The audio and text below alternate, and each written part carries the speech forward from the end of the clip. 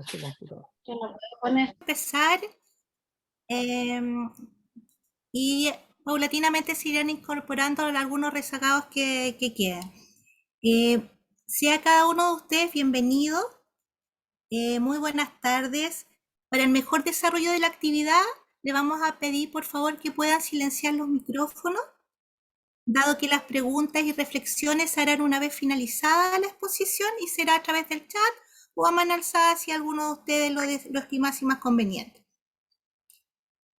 Tenemos el agrado de reunirnos en este webinar denominado Ciencia y Frontera y la aproximación cuántica de las emociones, que es organizado por el Centro de Atención Psicológica de la Universidad Santo Tomás de Osorno y la valiosa participación del destacado médico cirujano, especialista en neurociencia, Felipe Ríos.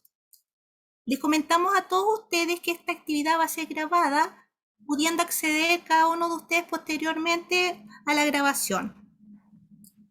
Es así como a continuación dejo con ustedes a Francisca Villarroel, quien es psicóloga y coordinadora del Centro de Atención Psicológica de la Universidad Santo Tomás de Osorno, quien dará algunas palabras de bienvenida.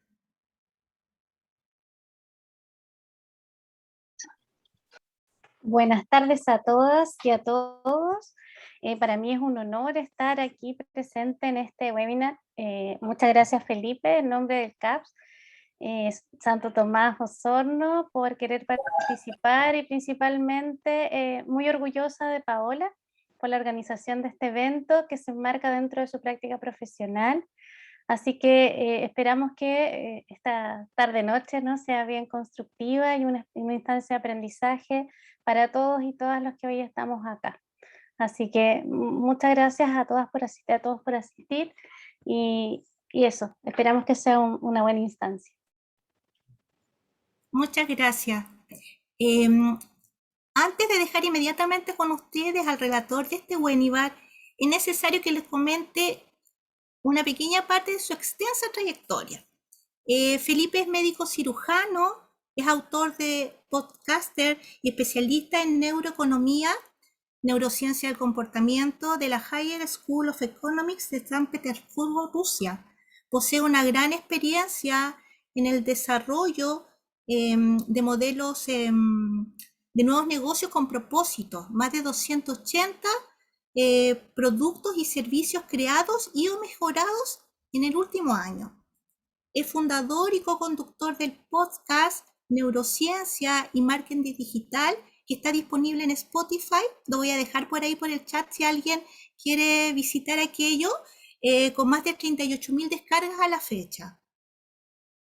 Es así como también es fundador de la Academia de Neurociencia Aplicada Felipe Ríos, ¿sí?, donde realiza formación en negocios con propósito y productividad de alto rendimiento, consciente. Es creador del método Productividad sin Estrés y del método Neuroflux, de alta productividad consciente. Es mentor internacional Top 500, esto es un voluntariado, de la organización Premio Verde, que no es más que una institución que agrupa año a año a más de 2.500 proyectos sustentables de toda América Latina, incluido Chile, ¿cierto?, con importantes aliados estratégicos como el Banco Interamericano del Desarrollo, ONU, NatGeo, DirecTV, Infobae, entre otros. Dicho este breve resumen de esta larga trayectoria de Felipe, reitero la invitación a cada uno de ustedes de dejar sus preguntas en el chat durante la jornada, las cuales serán canalizadas al final de la presentación. Por favor, Felipe, lo dejo ahí a usted a cargo ahora. Muchas gracias, Paola. Bienvenidos y bienvenidas todos y todas. La verdad es que es un agrado, por supuesto, como siempre, estar en este tipo de relatorías, pero la verdad es que les comentaba a Paola y a Fran, las organizadoras, ¿cierto?, de este evento, que es realmente un privilegio poder tener el espacio de poder hablar con ustedes de esto, de poder contarles un poco de lo que voy a hablar. Cuando yo me formé, me volé la cabeza con todo lo que se sabe hoy de conciencia, pero a pesar de eso sigue siendo un tremendo misterio. Y con eso uno se va acercando, ¿cierto?, a esta ciencia de frontera, un poco que le llamamos nosotros, y además decidimos nosotros en la academia darle mucho foco a temas de negocio y empezar a formar emprendedores para que puedan hacer crecer su propósito y puedan tener en el fondo una empresa que le pueda hacer bien a las personas y al mundo. Pero inevitablemente uno en la ciencia se va metiendo a investigar un poco más de esto, y han aparecido un montón de cosas, y en realidad lo que les voy a contar es parte de las bases que aplicamos nosotros en la academia de todas las cosas que hacemos. Para muchos de ustedes, sobre todo los que tienen más de 40, que están en la sala hoy, les va a resonar mucho esto a esoterismo, magia, de pronto a un poco de cosas poco tangibles en la ciencia, pero fíjense cómo la neurociencia ha ido avanzando y se han ido construyendo puentes que hoy nos permiten entender el cerebro y el cuerpo y la mente y la naturaleza de una manera muy, muy, muy maravillosa. Así que antes de seguir avanzando con esto, les quiero preguntar a ustedes, ¿qué quieren aprender hoy? ¿Qué quieren aprender hoy y qué esperan aprender hoy? Pero para eso quiero que entren acá al Menti. No sé si han ocupado esta plataforma alguna vez, súper fácil. Ustedes toman su celular, escanean el QR y ahí van a tener 3 renglones para que me puedan escribir qué quieren aprender hoy día, porque en realidad el término de la charla, ¿cierto? El título de la charla suena muy sugerente, ¿cierto? Vamos a hablar de conciencia y de la emoción y cómo esta aproximación del ser humano, ¿cierto? De la aproximación cuántica. Y la verdad es que el mundo cuántico es muy, muy, muy, muy, muy lindo para los que estamos, ¿cierto?, relacionados con esto, y empezar a mirar al cuerpo humano desde una mirada más física, ¿cierto? Desde la biofísica es una aproximación atípica en la medicina, no es una aproximación muy común. Y por lo mismo me ha generado, ¿cierto?, en la vida, en esta transformación de haber sido médico tradicional a transformarme a esto medio atípico, crítica, ¿cierto?, de parte de colegas y todo lo demás, pero cuando uno está súper contento y feliz con el propósito, con lo que hace y se acepta y se quiere, ¿cierto?, en realidad las críticas, siempre he dicho yo, cuando alguien te critica es porque estáis haciendo las cosas bien, porque estáis tan atento a lo que estáis haciendo, así que para nosotros en la academia eso es una ventaja. Así que los dejo súper invitados a que me vayan poniendo qué quieren aprender hoy.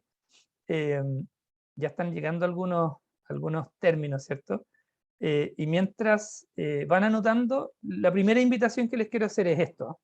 Ya les dije que íbamos a hablar un poquitito de cosas que hace 10 o 20 años se consideraban magia, esoterismo, una cosa media rara, ¿cierto? La verdad es que los quiero invitar, tal como dijo Albert Einstein, tu mente funciona mejor cuando está abierta. Así que los invito y las invito a todos a que realmente abran su mente ahora, dejen sus juicios y sus prejuicios de lado en esta relatoría y traten de tomar esta información por cómo viene. Todo lo que yo les voy a decir tiene respaldo científico, tiene múltiples publicaciones en distintas revistas internacionales, y quien quiera indagar un poco más puede contactarse conmigo o incluso buscar un poquito más, ¿cierto? Y van a darse cuenta que hay una enorme cantidad de evidencia científica hoy que apoya un poco lo que yo les voy a difundir, en realidad bastante lo que yo les voy a difundir. Miren, miren los términos de lo que queremos aprender hoy. Me fui de inmediato al que dice qué es morir. ¿Qué es morir? Imagínense, la verdad es que es un término increíble, ¿eh? Pero vamos a conversar de eso también, vamos a conversar de la muerte hoy, o sea, así que tiene que ver la neurociencia y la conciencia con la muerte, pues no tiene mucho, mucho, mucho que ver.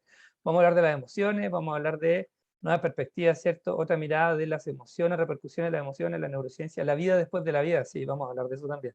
Parece que venían medio tateados algunos ya de lo que vamos a conversar. Bueno, esta lámina, la verdad es que les voy a contar una historia, porque en realidad este título de historia que puede cambiarlo todo es la historia que yo viví, ¿cierto? Pero no les voy a contar mi historia. Les voy a contar la historia de un médico, un anestesiólogo, 47 años, un tipo muy exitoso en Estados Unidos, muy, muy exitoso, que de la noche a la mañana le diagnosticaron un cáncer de próstata. Este cáncer de próstata era muy avanzado ya en la etapa que lo descubrieron, y empezó a deteriorar su calidad de vida drásticamente muy, muy rápido. Este médico llegó un día a la urgencia muy afectado, con mucha fiebre, muy, muy, muy afectado, y traía una meningitis pero brutal, muy, muy, muy avanzada. De hecho, todos creían que se iba a morir, y efectivamente eso fue lo que pasó. Lo llevaron rápidamente a la UCI y este doctor murió en la UCI un rato. ¿Cuánto rato murió? Fíjense que murió 45 minutos. O sea, no murió 5 minutos. Estuvo muerto 45 minutos. Entonces, cuando uno escucha ya una historia así, ¿quién vuelve a la vida después de 45 minutos, cierto? Bueno, lo estuvieron reanimando, atendiendo, qué sé yo, electroencefalograma plano, para que todos sepan, cuando uno diagnostica la muerte clínica es cuando el cerebro ya no está funcionando. O sea, estamos hablando de que el cerebro está desconectado. Eso se llama electroencefalograma plano. O sea, todo lo que está funcionando acá no funciona, no hay señales eléctricas en el cerebro. Y además, obviamente, tenía un paro cardíaco, ¿cierto? No estaba respirando, entonces clínicamente este señor estaba muerto, y estuvo muerto 45 minutos. Incluso, miren lo loco de esta historia, lo dejaron de reanimar, o sea, a pesar de que era un médico muy querido en el hospital y todo, dijeron, después de media hora de estarlo reanimando, ya la probabilidad de volver a la vida después de media hora de una reanimación es bajísima, o sea, eso es casi un récord mundial. Y dejaron de reanimarlo, y al rato que dejaron de reanimarlo, este señor volvió a la vida, después de estar 45 minutos muerto. Y cuando volvió a la vida, contó cosas que nadie le creía. Además era un tipo que no creía en esto. Era un anestesiólogo, un tipo muy ortodoxo en su ciencia, muy metido en que esta cosa de la experiencia cercana a la muerte era una tontería, ¿cierto? Nada que ver, etc. Y contó historias, pero que parecían un libro de ciencia ficción.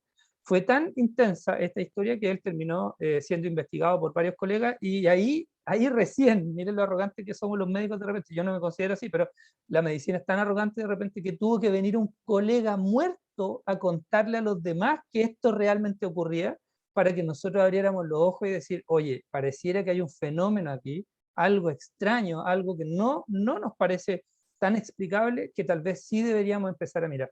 Y fíjense que ahí empezó toda la investigación que hoy día la neurociencia tiene, que es un bagaje enorme. Vamos a conversar un poquito más en detalle de esto. Antes de eso, quiero aclarar algunos conceptos. Primero, el campo cuántico. ¿Qué es lo que es la física cuántica? ¿Cierto? Esto que muchas veces aparece, no sé, en El Secreto, en alguna otra cosa. La verdad es que El Secreto no es que no tenga nada que ver con la física cuántica, pero es una cosa súper hollywoodense, ¿cierto? Yo no soy tan amigo del Secreto, la verdad. Soy más amigo del tomar acción, ¿cierto? Y generar perturbaciones en el campo cuántico. La verdad es que el campo cuántico básicamente es ese mundo, ¿cierto?, de partículas subatómicas invisibles, ¿cierto?, que se comporta de una manera distinta al mundo macro, ¿ok? En el mundo cuántico se cumplen algunas leyes bien bastante simples. O sea, si hay algún físico aquí en el público, no me tire piedras, por favor, porque lo voy a tratar de decir lo más simple posible. En el mundo cuántico no existe ni el tiempo ni el espacio, ¿ok? Quiero que partan de esa base. En el mundo cuántico no existe ni el tiempo ni el espacio. Y lo que ocurre en el mundo cuántico es un mundo de probabilidades, ¿ok? Enormes probabilidades. Eso quiere decir que si miramos la vida desde una mirada más cuántica, podemos mirarnos a nosotros mismos desde nuestra existencia, tanto en el pasado, como en el presente, como en el futuro. De hecho, en la percepción del tiempo, en el mundo cuántico, los tres tiempos pareciera que vivieran en una burbuja que está presente en el presente. ¿Ok?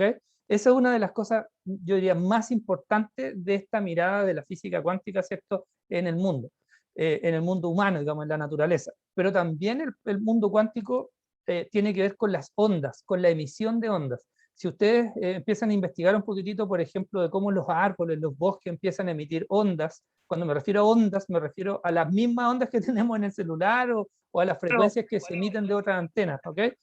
Todos emitimos ondas en nuestro entorno, y esas ondas perturban nuestro entorno. Entonces hay que entender que todos los seres y todas las masas, todos los objetos, de alguna manera están emitiendo alguna frecuencia, ¿ok? Obviamente, cosas grandes como el Sol, por ejemplo, emiten una luz y una frecuencia muy intensa, ¿cierto? Y además, ahí me tomo un poco de la luz también, que la luz se comporta como partícula y como onda. Entonces también tiene un comportamiento del mundo cuántico bien especial. No quiero complejizar mucho más, pero quiero que se vayan quedando como en estas ideas, ¿ok? Esto no tiene nada que ver con la célula. Si ustedes se fijan en la mirada biológica, ¿cierto?, del ser humano, una celulita que tiene un núcleo y ADN y todo lo demás, no tiene mucha relación con el mundo cuántico, pero es algo que existe en la célula. De hecho, el ADN tiene una doble hélice que tiene enlaces eléctricos que están emitiendo una determinada frecuencia dentro del ADN. Y eso se ha medido hoy día con sensores muy sensibles. De hecho, como esta aproximación científica es tan nueva, no tenemos las herramientas completamente construidas en el mundo para poder hacer la investigación. Así que mucho de esto es inductivo, ¿ya? Así que quiero que partamos de la base, ¿cierto? En el glosario, qué es lo que es el campo cuántico, el mundo cuántico, para que nos vayamos entendiendo los términos. Y lo segundo que es súper importante, vamos a hablar de la conciencia, ¿cierto? ¿Qué entendemos por ser conscientes? De hecho, un paso para atrás, ¿cierto? ¿Qué es la conciencia? Sabemos eso. La verdad es que nadie sabe. Hoy día no se sabe. Entonces yo no le podría contestar porque hoy día no se sabe qué es la conciencia, pero se sabe que es una experiencia humana y se sabe que existe, porque estamos, ¿cierto? O sea, todos vivimos esta experiencia humana de ser conscientes, pero nadie sabe dónde está, dónde realmente si es algo biológico o algo parecido. De hecho, las investigaciones en neurobiología hoy día, para poder entender qué es lo que es la conciencia o qué moléculas expresan la conciencia o dónde se aloja, hay millones y millones de dólares invertidos en investigación en eso y salen papers a cada rato con teorías media raras. Entonces, cuando uno habla de la conciencia, ya existe, ¿cierto? Pero partimos con qué entender por ser consciente. Y aquí a veces me responden, cuando yo te pregunto en las mentorías, me responden el Pepe Grillo. Y por ahí veo algunas entrenadas de hace poco, que gusto verlas también, chiquillos. A veces me dicen, es el Pepe Grillo, ¿no? El ser consciente, estar consciente de que estás haciendo actos malos, ¿cierto? O algo parecido. Bueno, esa no es la conciencia, esa es la conciencia moral y no es con SC. Yo lo que quiero hablarles es de la conciencia con SC. Incluso hay otra conciencia que es la conciencia de estar atento, despierto, ¿cierto? Con los ojos abiertos, con tu cerebro activo. Eso es estar consciente, despierto. Esa conciencia tampoco la vamos a hablar aquí. Les voy a hablar de la conciencia con SC, que es una definición filosófica, ¿ok? Básicamente lo que dice la definición, con más o menos adjetivos, ¿cierto? Es la capacidad del ser humano de tomar atención en que existe, ¿ok? Miren la profundidad de la definición, la capacidad que tenemos de saber que existimos. Y eso implica dos cosas importantes, que existimos en una realidad, ¿ok? Que está definida por nosotros como real, y lo segundo es que tenemos una relación con nosotros mismos y con nuestro entorno, que está fuera de nosotros, ¿ok? Entonces miren los tres conceptos relevantes aquí, y eso tendrá algún impacto en las emociones, ¿o no? Sin duda, ¿cierto? Sin duda que sí. Entonces, ser consciente es tomar atención, ¿cierto? Tener la capacidad de tomar atención de que existimos, de que tenemos una relación con nosotros mismos y con otros seres humanos. O sea, básicamente en una estructura de realidad que nosotros definimos, ¿cierto?, dentro de nuestra cabeza. Entonces, si ya entendemos qué es ser consciente, contésteme esta pregunta. Otro de los grandes dilemas, ¿cierto? ¿Dónde está la conciencia entonces? No tenemos idea, no sabemos. ¿Estarán los músculos? ¿Estará la ADN? ¿Estarán las neuronas? Clásicamente se cree que están en el cerebro, ¿cierto? Como que todo uno entiende que parece que vive en el cerebro, pero fíjense que no está en el cerebro, no está ahí. Lo que sí sabemos es que necesitamos un cerebro sano, estructuralmente sano, que funcione bien con su estructura eléctrica, ¿cierto? Y anatómica que esté bien para contener la conciencia. Miren lo que les estoy diciendo, contener la conciencia. Es una de las líneas de investigación que me gusta, es un término que me gusta. Recuerden que depende de donde estudien ustedes, pueden encontrar otros términos y otras aproximaciones. Entonces van a escuchar ustedes la línea de estudios que tengo yo, ¿no? Que puede ser distinta a otros neurocientíficos. Fíjense que una de las que más me gusta a mí desde la teoría de dónde está la conciencia es que vive en nuestro campo electromagnético alrededor de nuestro cerebro. Esa me encanta. De hecho, es una de las teorías que postuló inicialmente Nikola Tesla. Uno de mis héroes de la ciencia de toda la vida. Es un gallo muy, muy capo. Si no lo conocen, los invito a que lo conozcan. Y aquellos que sean mañoño y mañoña, léanse la biografía de Nikola Tesla. Les va a volar la cabeza. Si alguno de ustedes quiere meterse en innovación, hagan ese ejercicio, van a quedar pero totalmente enamorados de su trabajo. Era un gallo medio excéntrico, pero un tipo genial. Ustedes, si dan una vuelta en su casa y se dan una vuelta a 360 grados, más de la mitad de las cosas que tienen en su casa son patentes que él hizo en el año 1890. Más de 100 años, imagínense. Y la primera vez que postuló su teoría de la conciencia, él decía que el cerebro era una antena. Miren la teoría loca. Hace 100 años dijo esta cuestión Nikola Tesla, que el cerebro era una antena y que cada ser humano tenía una afinación específica de frecuencia en su antena que lo conectaba con una conciencia universal. Y esa conciencia universal era la expresión del ser. Miren lo sofisticado de su explicación. A mí me encanta. porque hoy día los neurocientíficos estamos pensando en que puede que tenga razón. Imagínense. Igual como los autos eléctricos, si este gallo hizo los autos eléctricos al principio y ahora Tesla Motor Company, ¿cierto? Súper famosa con los autos eléctricos, 100 años después, imagínense. Así que él tenía bastante más razón de lo que creía. Así que, ¿dónde está la conciencia? No sabemos bien, pero pareciera, ¿cierto?, que vive en torno, hay otra teoría que vive en torno a las neuronas, que en el núcleo de las neuronas se generan pequeños toroides de energía de campo electromagnético y que la conciencia vive en cada uno de esos lugares. Por eso cuando tenemos pedazos del cerebro que no están funcionando bien, parece que nuestra conciencia no se logra quedar almacenada en nuestro cerebro. Lo mismo pasa con las personas que tienen Alzheimer, por ejemplo, o demencia vascular, donde se va deteriorando el cerebro, pareciera que la conciencia va y viene.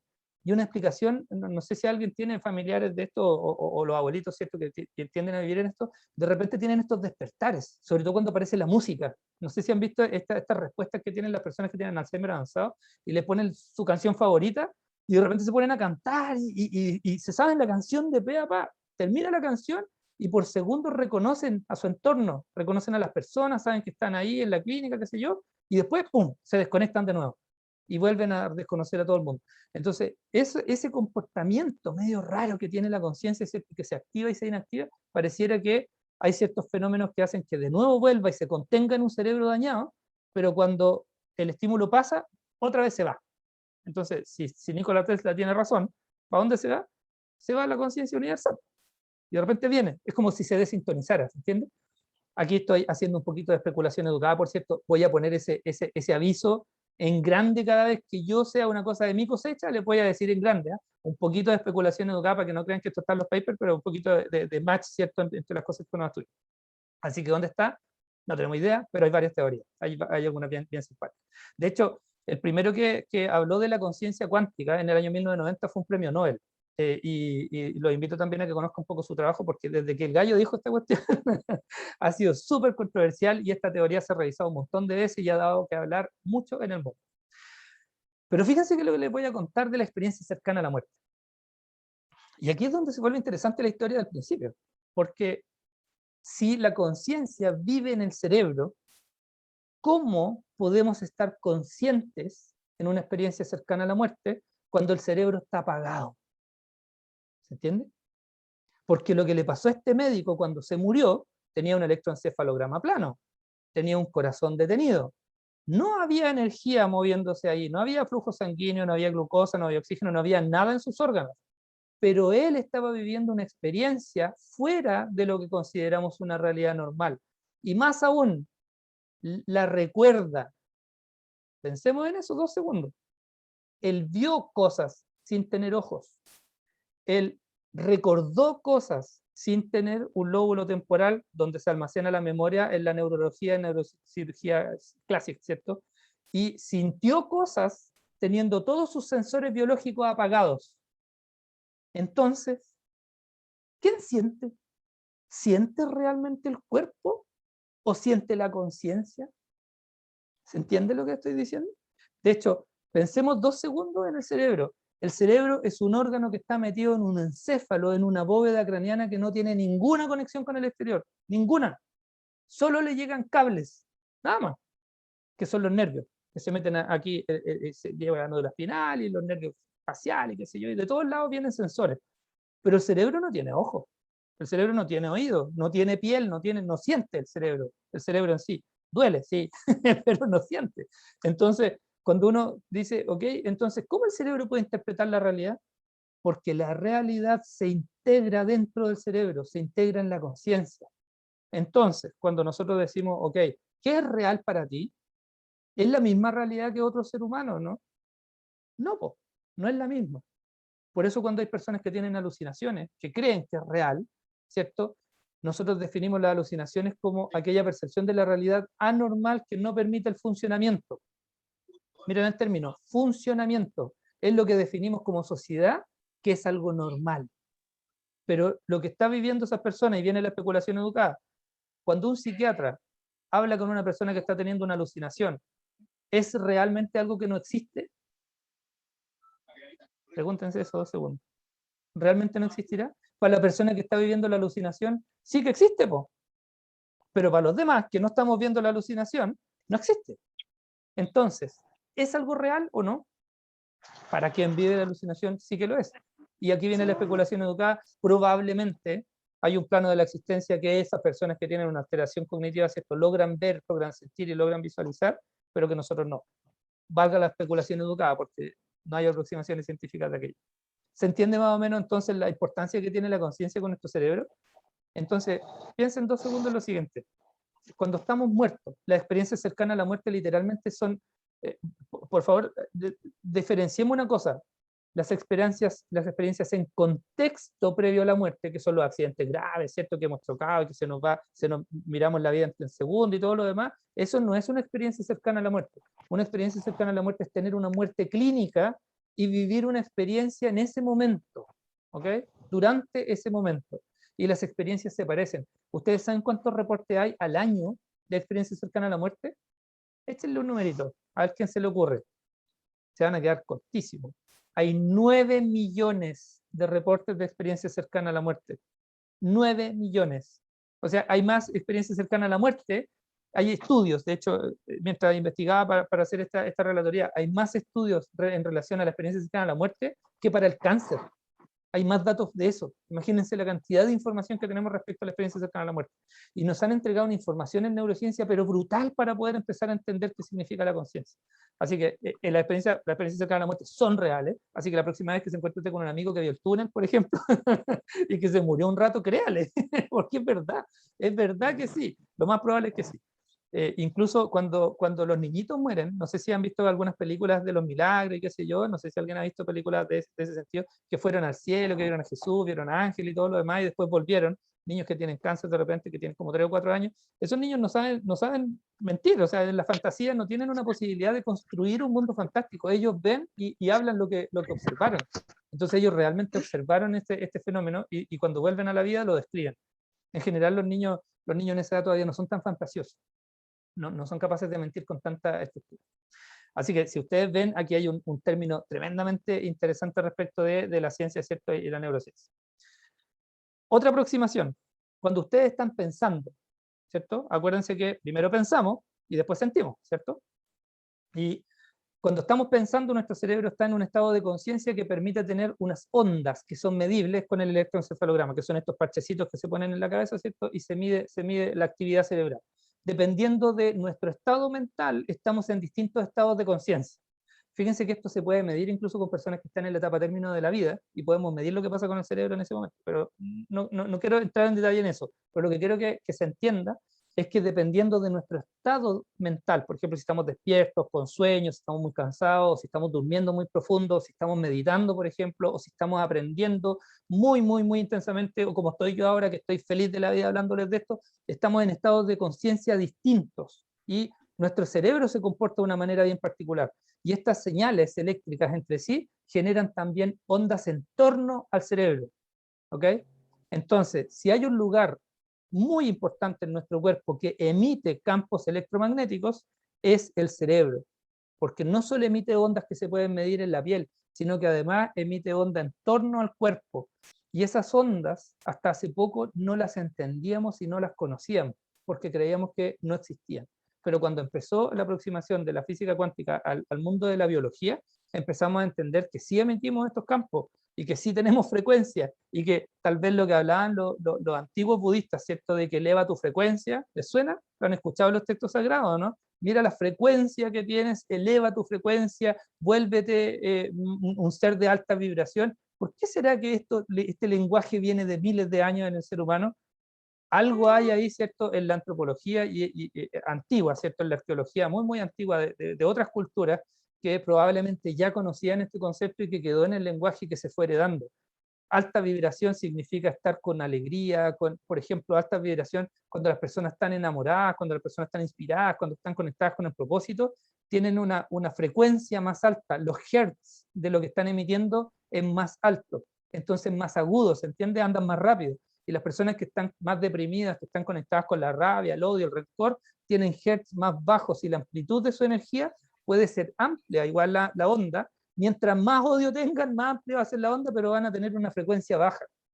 Entonces, ojo con eso. Y aquí viene una creencia personal. Yo estoy convencido de algo. Primero, en neurociencia, el mejor estado del ser humano es cuando estamos enamorados, primero. Eso es lo que eso que les quede pero al bronce, porque eso está ultra estudiado. El mejor estado del ser humano es cuando estamos enamorados. Pero acá no les estoy diciendo estar enamorado de otra persona. No les estoy diciendo eso. No les estoy diciendo que estén enamorados de una pareja. ¿Ok? Ustedes pueden vivir enamorados todo el día. Y uno se puede entrenar para eso.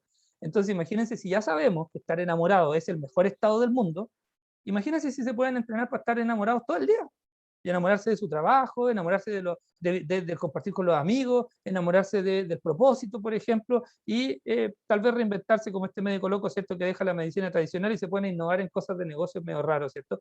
Pero tal vez si uno está tan enamorado de eso, ¿cómo van a ser las ondas que van a impactar el campo cuántico en el entorno de este ser humano que está haciendo cosas? ¿Se entiende?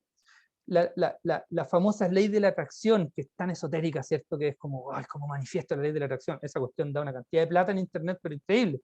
¿Cómo manifiesto yo esto? ¿Cómo atraigo yo esto, lo que yo quiero? ¿Cómo define todo eso? Yo les doy un secreto inicial. Solo el 7% de la gente sabe lo que quiere. ¿Usted sabe lo que quiere? Parta por ahí primero, ¿cierto? Solo un 7% sabe lo que quiere. Entonces, ¿cómo vas a atraer algo si no tienes idea de lo que quieres? Lo segundo, que soy un fiel creyente en la intención. Mientras más intensamente tengas una intención, tu campo cuántico va a ser más grande y vas a impactar más tu entorno. Segunda especulación educada. Y tercera cosa es la acción.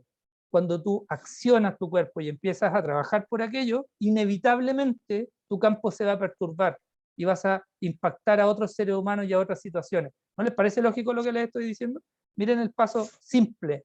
Intención, ¿cierto? Primero, luego acción. Y eso inevitablemente va a perturbar el campo y van a empezar a producir cosas, van a empezar a pasar cosas que ustedes no se esperaban. Y ahí es donde nosotros le llamamos de pronto estar en la zona mágica, porque ahí sí que no hay tantas explicaciones todavía.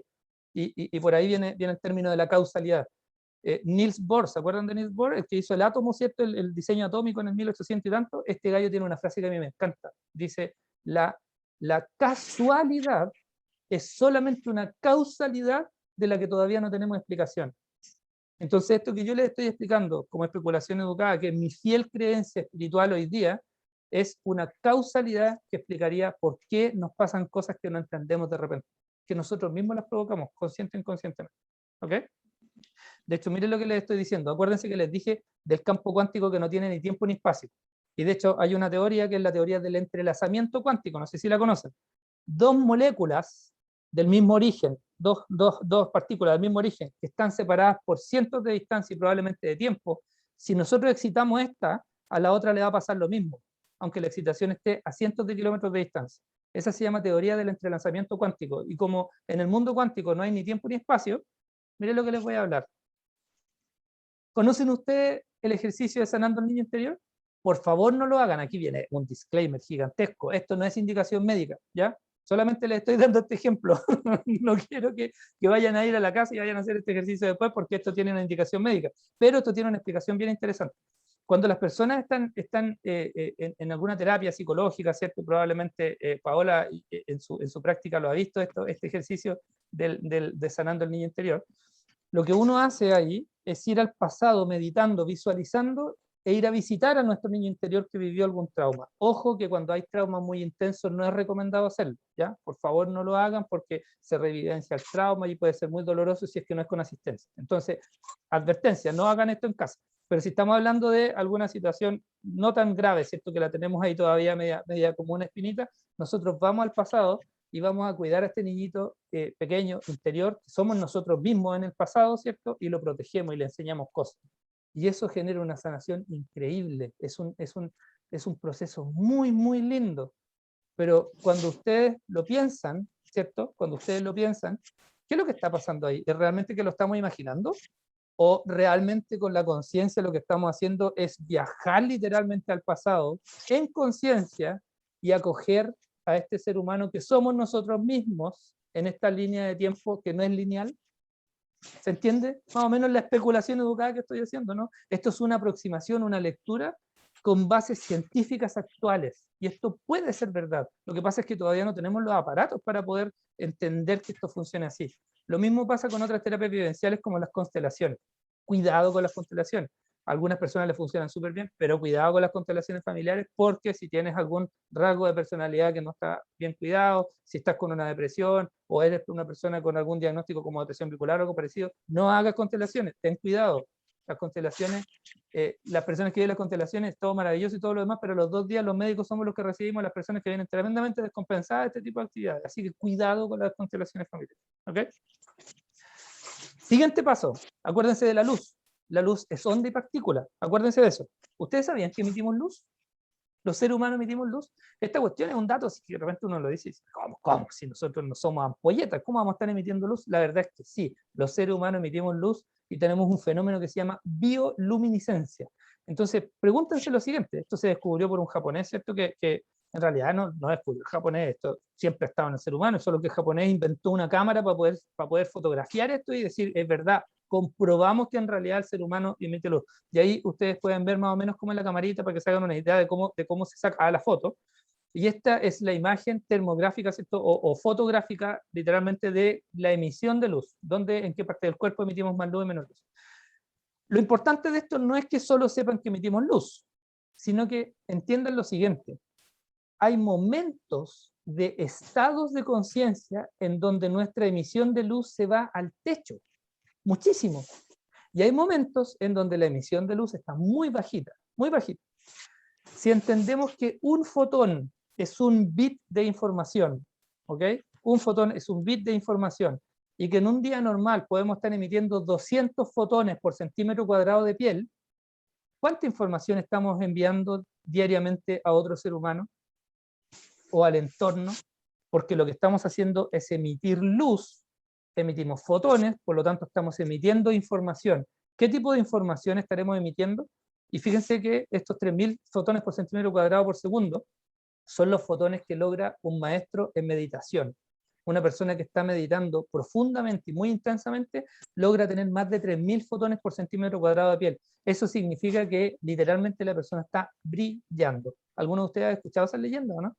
Que los monjes tibetanos, que ya tienen muchos años de práctica, qué sé yo, son personas que antes de morir brillan, y están en las leyendas. Dice el maestro no sé cuánto, antes de morir, 85 años, qué sé yo, y antes de morir se quedó meditando en su silla, y el hombre brillaba, en la noche brillaba, y brilló por días. ¿Y de dónde vendrá entonces el concepto iluminado? ¿Ustedes saben que Buda significa iluminado? ¿Sabían eso? ¿Sabían además que Jesús, cuando resucitó, está escrito en la Biblia, que él brillaba? ¿Qué les parece este dato? No pareciera entonces que están en un estado de conciencia increíblemente elevado, ¿cierto? Y que están realmente emitiendo luz, porque esto lo estamos redescubriendo ahora, ¿cierto? Pero parece que se sabía hace mucho rato. Ahora, lo que debería hacerles preguntarse ustedes mismos, ¿cierto? Después de lo que yo les estoy diciendo, es qué tipo de información estás emitiendo. Porque estás emitiendo información por cada segundo de existencia en tu piel. Y estoy seguro, venga la especulación educada, advertencia, ¿cierto?, que tenemos un órgano que recibe eso que no son nuestros ojos. Estoy seguro que esta emisión de luz se recibe en las manos, en la piel, nuestro órgano más grande, la piel. De hecho, creo yo que son los vellitos. Igual que si uno hace anatomía comparada, las señales electromagnéticas y todo lo que tiene que ver con el mundo cuántico se reciben en las vellosidades, ¿cierto? Incluso los tiburones tienen un órgano que capta señales electromagnéticas. Entonces, ¿por qué los seres humanos no podríamos tener un órgano que pasa eso? Podría ser, ¿cierto? De hecho, hace poquitito, por si no sabían, se descubrió que los seres humanos tenemos geolocalización. Geolocalización significa que si usted le vendan los ojos y está en un bosque y se da 10 vueltas y después le dicen ¿para dónde está el norte?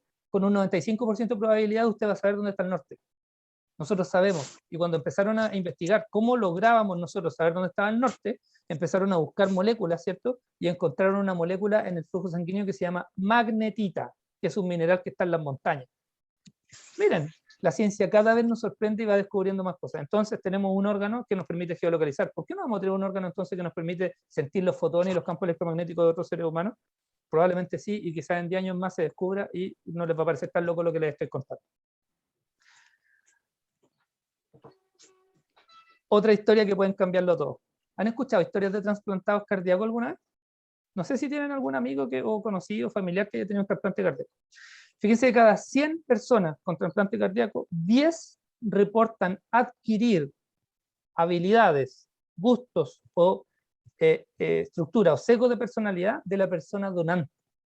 Y de hecho, esto se está reportando hace mucho rato, desde que partieron los trasplantes cardíacos. Sobre todo los trasplantes cardíacos, también se da con trasplante de pulmón, corazón, pero principalmente en trasplante cardíaco. Entonces, claramente a los científicos hace preguntarse, o sea, ¿qué pasa aquí? O sea, estamos trasplantando un órgano que no tiene memoria, ¿cierto? Se supone que es solamente un órgano que late y lleva sangre para todo el cuerpo, qué sé yo, pero pareciera que es bastante más intenso el tema, y lo que ocurre con el trasplante cardíaco es que existe una memoria muscular. De hecho, hay 3 teorías, yo les voy a decir las 3 y les voy a decir después cuál es la que más me gusta, porque todavía no se sabe.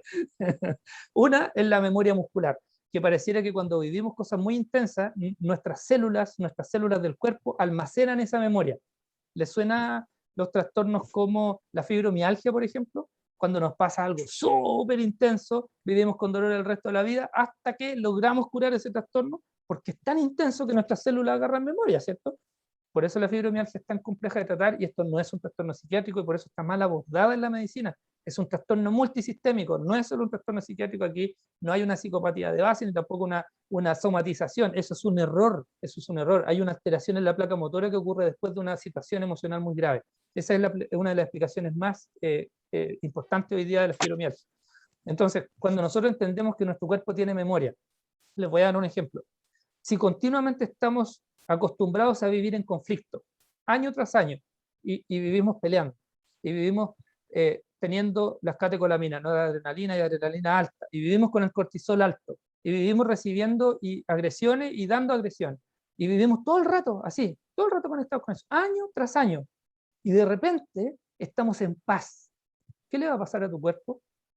Adivina, tu cuerpo tiene memoria. ¿Va a quedar tranquilo tu cuerpo, no? No, va a ir a buscar lo que siempre ha tenido. Y cuando vivas en paz, a menos que hagas consciente eso, lo que va a ir a ocurrir es que vas a ir a buscar el conflicto donde no existe. Porque tienes que crearlo, porque tu cuerpo te lo está pidiendo, aunque tu mente te diga que no quieres vivir así. ¿Se entiende? Ahí hay una teoría súper intensa que se llama memoria muscular, y de hecho los deportistas siempre nos decimos, ¿cierto? Yo era maratonista y qué sé yo sé que voy al gimnasio 2 semanas y me empiezan a salir los músculos de nuevo. Esa es mi teoría, por eso no voy. Entonces, todavía me falta harto camino por recorrer. Esa es una teoría, la memoria muscular. La segunda teoría, que a mí me gusta bastante, es la teoría de la memoria en el ADN, que también se cree que pareciera que en las células, ¿cierto? Las células del cuerpo logran tener memoria en el ADN, entonces cuando trasplantamos el corazón de otro ser humano, viene con otro ADN, por cierto, y ese ADN viene con una memoria emocional importante. Y por ahí está la tercera, que es una forma un poquito más cuántica, que me gusta bastante más, porque ya se dieron cuenta que me gustaba mucho la aproximación cuántica al ser humano, ¿cierto? Que es este pequeño cerebro cardíaco. Y hay algunas investigaciones que están demostrando que las celulitas del corazón que se encargan del automatismo, ¿cierto? Pareciera que se encargan harto más que solo del automatismo cardíaco, y que pareciera que tienen una estructura parecida a las células de memoria del temporal. Pero entendiendo que la conciencia, ¿cierto?, también puede memorizar cosas, pareciera que el corazón también almacena un pedacito de conciencia. Entonces la conciencia no solo vive en el cerebro, pareciera que también vive en el corazón. Y cuando hacemos un trasplante cardíaco de una persona que falleció, adivinen qué estamos trasplantando también. No solo el corazón, pareciera que un pedacito de conciencia también, que se funde con el receptor. Y eso podría explicarnos por qué este receptor aparece con estos rasgos, ¿cierto? Y hay historias súper interesantes. Mujer, 44 años, que le dio una endocarditis, ejecutiva de un banco, gerente, súper facha en la mujer, una mujer guapa, etcétera, y todo lo demás. No tenía nada que ver con cosas manuales y todo. Recibió el corazón de un carpintero. Adivinen lo primero que hizo saliendo del hospital. Fue a comprarse un formón y un martillo, y sintió un hambre pero increíble de empezar a hacer muebles. Y cuando ella se vio haciendo muebles 60 días después del trasplante, dijo, ¿qué estoy haciendo? Si me tengo que cuidar la uña, si toda la vida he sido facho, me gustaba el verme bien y qué sé yo. De repente se compró un overol y empezó a hacer muebles, y los muebles le empezaron a quedar preciosos. Y ella no entendía cómo tenía este talento dormido. Cuando fue a buscar e investigó quién era el donante, se dio cuenta que el donante era un artista de muebles que tenía muebles maravillosos en su casa. esto es confidencial, digamos, entonces conseguir quién fue tu donante es súper difícil. Ella lo logró y entendió que había también adquirido algunas habilidades y algunos deseos de su donante. De esas historias que les estoy contando, hay cientos. Ustedes tienen que buscarlas nomás, busquen, hay historias de trasplantado cardíaco que adquieren cierta habilidad o cosas de personalidad que incluso, fíjense que una de las cosas anecdóticas con las que me crucé hoy, de hecho investigando para esta charla, es que hay personas que reciben trasplantes cardíacos de personas que son del otro sexo y se vuelven gay. También está, fíjense. No sé si despertará algo interno en ello y todo, pero también puede pasar eso. Así que imagínense que pareciera que en el trasplante cardíaco no es tan light la cosa. Fíjense esto de la neurociencia y la gratitud. De nuevo el mundo cuántico. La gratitud, ¿ustedes agradecen? ¿Son agradecidos o son quejones? Pregúntense eso primero. El ser agradecido o ser quejón. ¿Se andan quejando de todo y todo es como medio malo y le ven el lado malo primero? ¿O son personas agradecidas de la vida? Hoy día yo tengo tanto por agradecer, ni se imaginan la cantidad de cosas lindas que me pasaron hoy. Y la neurociencia y la gratitud es algo súper, súper, súper interesante. Desde que se empezaron a estudiar a las personas que son agradecidas de la vida y que tienen este hábito de estar agradeciendo, empezamos a analizar el cerebro de estas personas. Y nos empezamos a dar cuenta que eran cerebros que activaban otras zonas y que eran cerebros mucho más prendidos. Esta imagen que está aquí es una resonancia funcional, y ustedes ven en las zonas rojas las zonas más activas. En la izquierda, la persona que está centrada en la negatividad y que tiene un cerebro un poco más apagado, ¿cierto? Y en la derecha, un cerebro que está centrado en gratitud. Miren lo que pasa cuando estamos en gratitud. Se activan distintos lóbulos cerebrales, distintos núcleos cerebrales, y eso hace que uno genere más neurohormonas del placer, la felicidad, la satisfacción.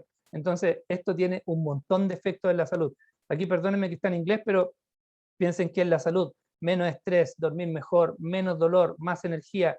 Después, en el negocio, miren lo que se ha estudiado, si es que tiene algún impacto en un negocio, logras ser más productivo, tener mejores metas, más foco, retener consumidores. En las finanzas te vuelves menos derrochador, te vuelves más asiduo a hacer voluntariado, etcétera, etcétera, etcétera.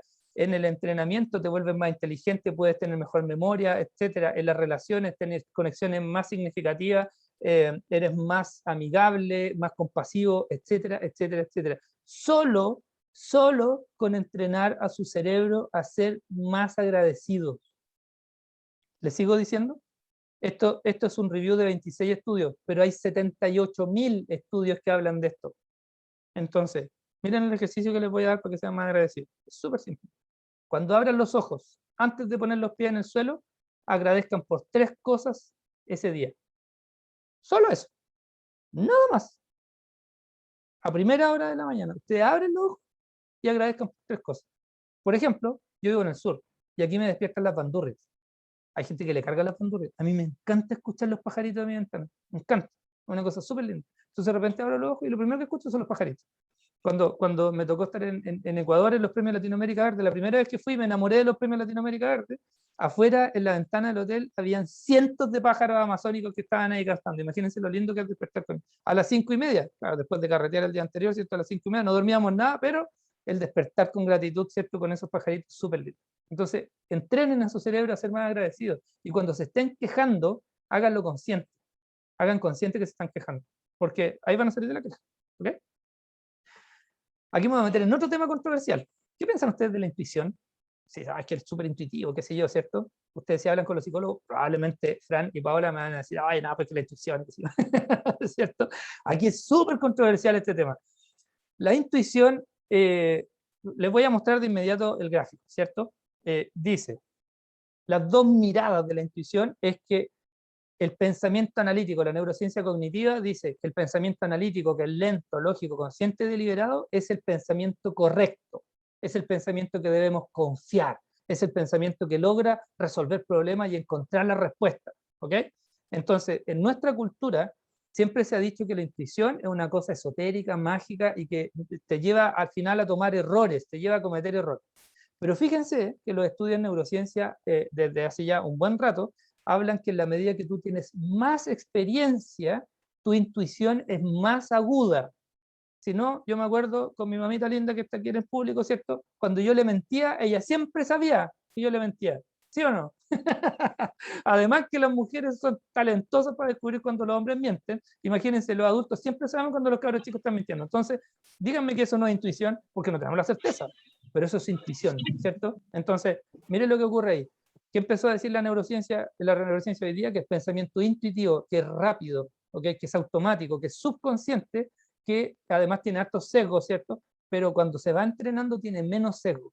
Entonces, la medida que tú te vuelves, por ejemplo, yo que estoy ligado al negocio hace 14 años, me he mandado unos porrazos horribles, pero en 14 años de entrenamiento, hoy día puedo tener un olfato que está entrenado y avalado por cifra. Entonces, puedo saber más o menos cómo se va a comportar algo, entendiendo algunas tendencias, pero igual es predicción. ¿Se entiende? Entonces, igual es su intuición, es intuición. Así que la intuición tiene una mirada cuántica también. Y aquí valga la especulación educada de nuevo, porque esto no se está estudiando tanto, pero hubo un experimento que se hizo en Rusia cuando yo estaba estudiando. Cuando ustedes están con otro ser humano, ¿cierto? Acuérdense, estamos pensando y sintiendo con unas ondas, ¿cierto? En el cerebro funcionando, pero además están emitiendo luz, ¿cierto? Y mientras más significativa sea su conexión, más luz están emitiendo, más información están emitiendo. Mientras más significativa sea su conexión con el otro que está compartiendo, más alta va a ser su frecuencia, porque va a estar más relacionada con el bienestar, la alegría, la compasión, el amor, incluso si está con su persona amada, ¿cierto? ¿Qué es lo que está pasando ahí entonces? Que no solo usted está verbalizando, porque además en la voz tiene campos fractales dependiendo de la intuición que está emitiendo. Que hoy día no lo traje en esta charla, pero es súper interesante también entender eso. Entonces, mire el campo cuántico cómo afecta la relación con un otro. Desde su intención, desde cómo se siente, desde cómo habla, desde cómo emite su luz, desde qué tan intenso se está sintiendo en ese momento, desde qué tan apegado está en el bosque, por ejemplo, conectado con la naturaleza. Entonces, ¿la intuición tendrá un componente que todavía no conocemos bien? Sin duda que sí, pues. Va acá la especulación educada. Sin duda que sí. Mi apreciación es que sí. Y fíjense que en Rusia hicieron un experimento súper interesante, más barato imposible. Tomaron a una serie de voluntarios y los pusieron en el medio del gimnasio, tal como está en la foto, con los ojos vendados y fonos aquí para que no escuchen nada. Y en una manito tenían un sensor que decía siento algo positivo y acá siento algo negativo. Y por las puertas hicieron pasar aleatoriamente personas que tenían intención positiva o negativa con la persona que estaba sentada en la silla. ¿Se entendió el diseño experimental? Súper simple, ¿cierto? De repente estaba una persona que le quería tirar un piedrazo y otra persona que le decía te amo, eres lo máximo. Y aleatoriamente iban entrando personas y la persona que sentía algo apretaba los botoncitos. Este estudio lo hicieron con 200 personas, 200 estudiantes de la universidad, y adivinen lo que pasó. ¿Habrá habido correlación o no? Sí, hubo correlación. Una persona que no estaba usando ni sus ojos ni sus oídos logró sentir, aparentemente, no sé, en su piel, en su mundo cuántico, no sabemos dónde, en su conciencia quizás, quizás vio con la conciencia, quién sabe, no sabemos dónde, pero hay un fenómeno. ¿Se entiende cuando yo les decía la aproximación científica antigua, cierto? Veo un fenómeno y lo voy a estudiar porque el ser humano parece que es maravilloso y tiene muchas más capacidades de lo que nos está diciendo la medicina biológica. Esto va mucho más allá. La medicina cuántica es una rama increíble que tiene mucho, mucho, mucho que decir.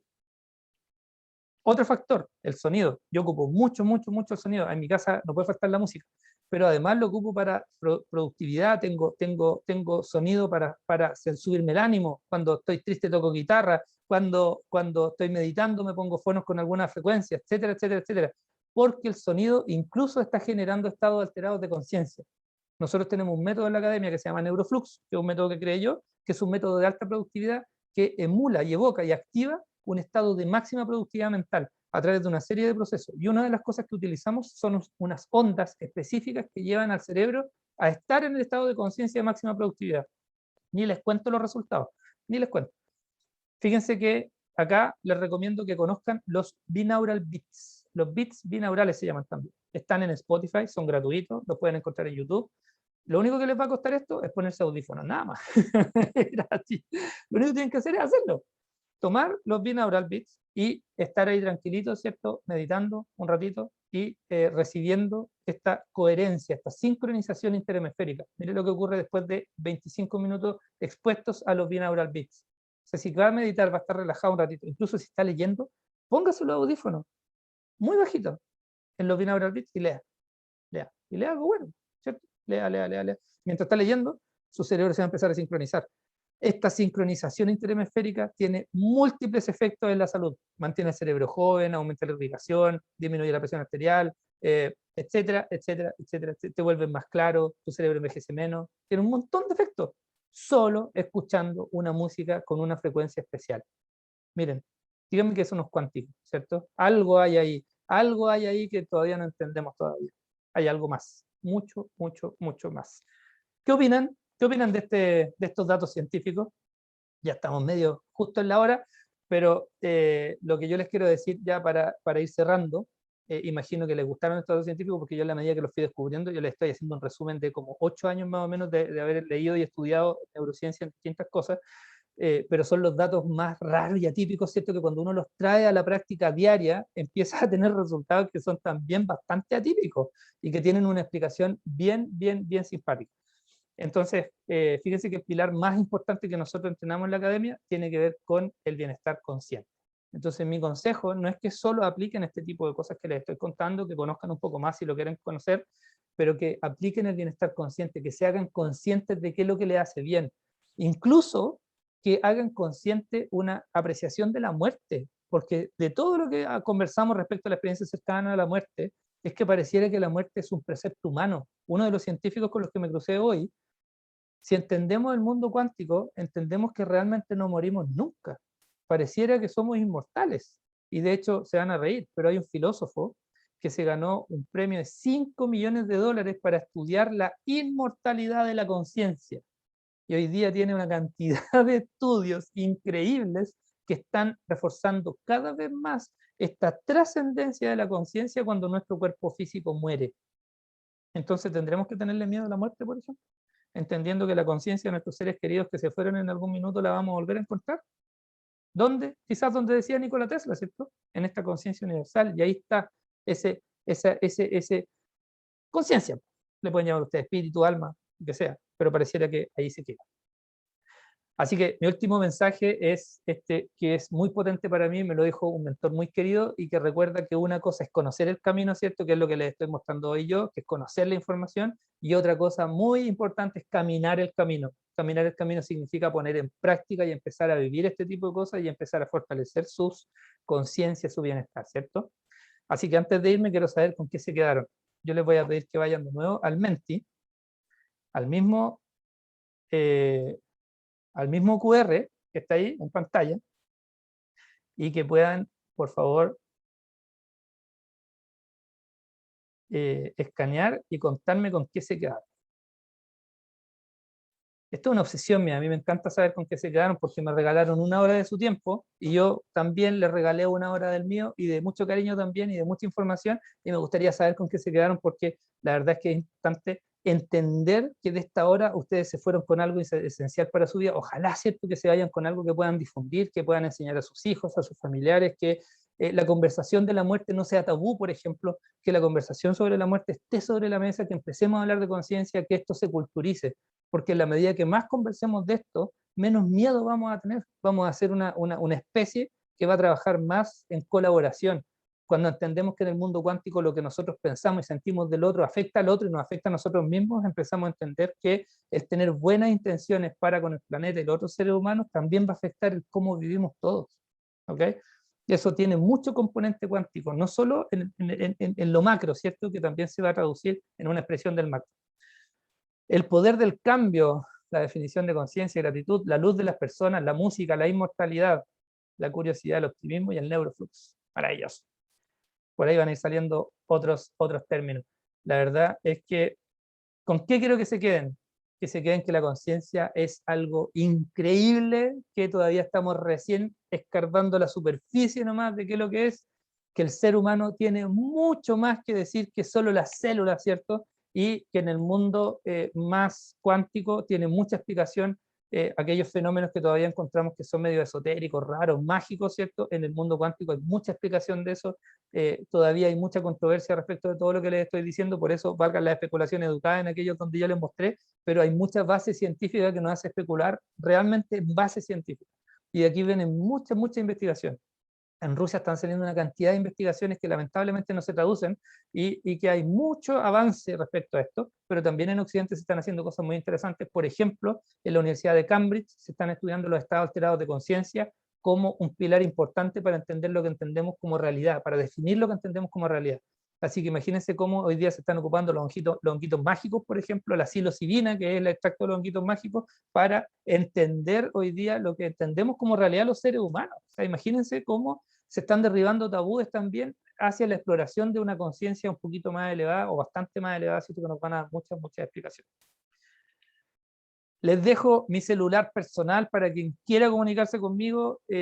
Soy fundador, ¿cierto?, del podcast Neurociencia Marketing Digital. Ustedes lo pueden encontrar en Spotify y ahí está mi Instagram también. Pueden seguirme en Instagram, ahí siempre estoy subiendo videitos y algunas cosas. Y voy a estar encantado de contestar cualquier pregunta que haya de la relatoría de hoy y también de ayudarles. Si están en su proceso, escríbanme, envíenme un audio. Voy a estar feliz de enviar un audio para ayudarles o para orientarlos en algo para que puedan avanzar. La verdad es que cuando uno está ligado y enamorado al propósito, todos esos granitos de arena que puede sembrar en otro ser humano, que a la vez le pagan al otro por dos, ¿cierto? Esa cadena de favores que es tan linda, háganlo, usen, lo digo siempre a toda la gente que viene a la charla, usen el recurso, con toda confianza. Si no puedo, le voy a decir que no puedo, pero le voy a contestar tarde o temprano, así que escríbanme, hagan lo que encuentren necesario para poder seguir avanzando en su evolución. Paola, te devuelvo el Sí, micrófono. sí, estallándome la cabeza con todo lo interesante que nos acaba de compartir. Muchas gracias. Siempre es un agrado escuchar un webinar, una charla, un conversatorio donde usted está presente. Siento que nos vamos con muchas cosas y invito a los participantes si quieren hacer alguna pregunta. Yo vi unas en el chat de Edith Molina. Entre todos los agradecimientos se me corrió para arriba, la estoy buscando ahora. Edith nos pregunta, nos dice, entonces esto tiene que ver con los cambios que puede tener una persona al aplicar mañanas milagrosas. Se refería a los agradecimientos matutinos que usted indicaba.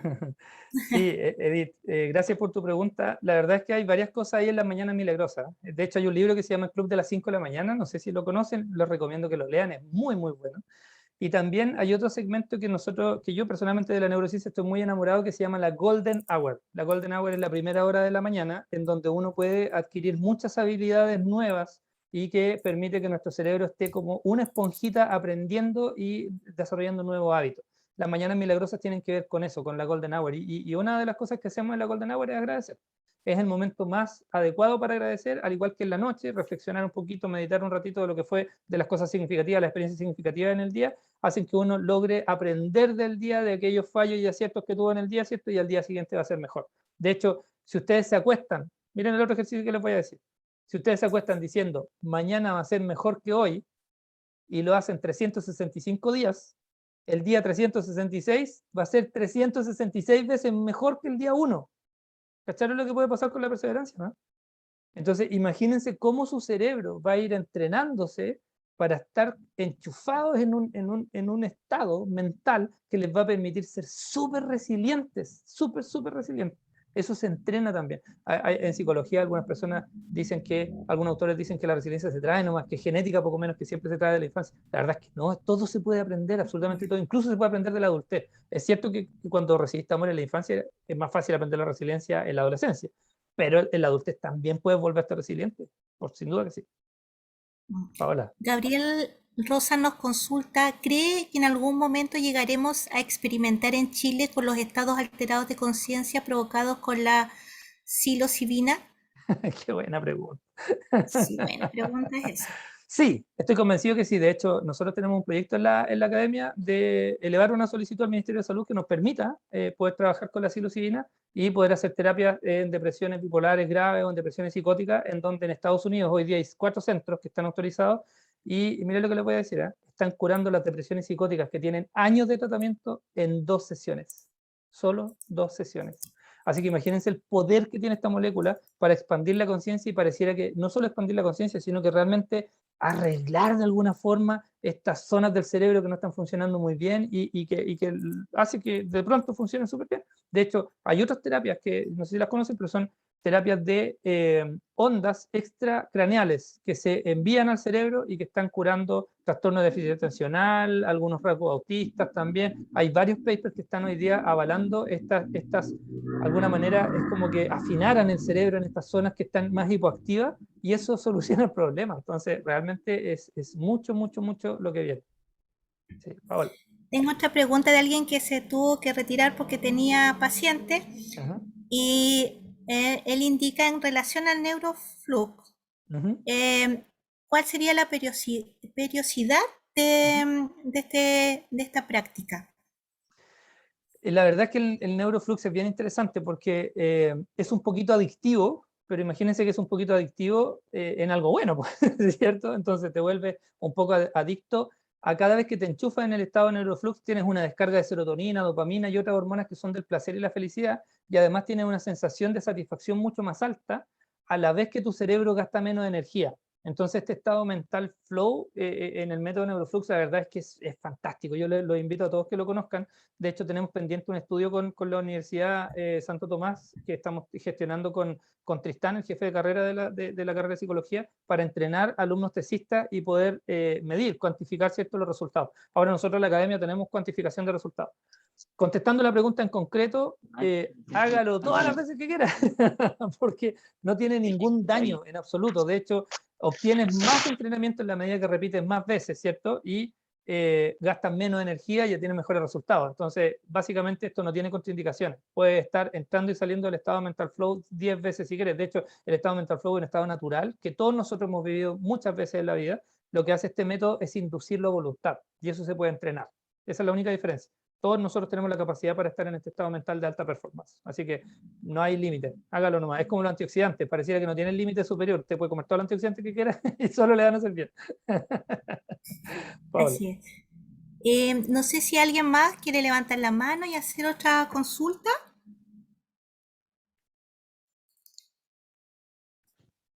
Por ahí solo enviar un saludo a quienes ya se han entrenado en la academia. Gracias por su fidelidad, como siempre, de venir. Y a mi querida madre que está ahí, mamita, te amo. Que estés muy bien. Gracias por venir y apoyarme siempre. Ella es mi fan también, así que qué lindo.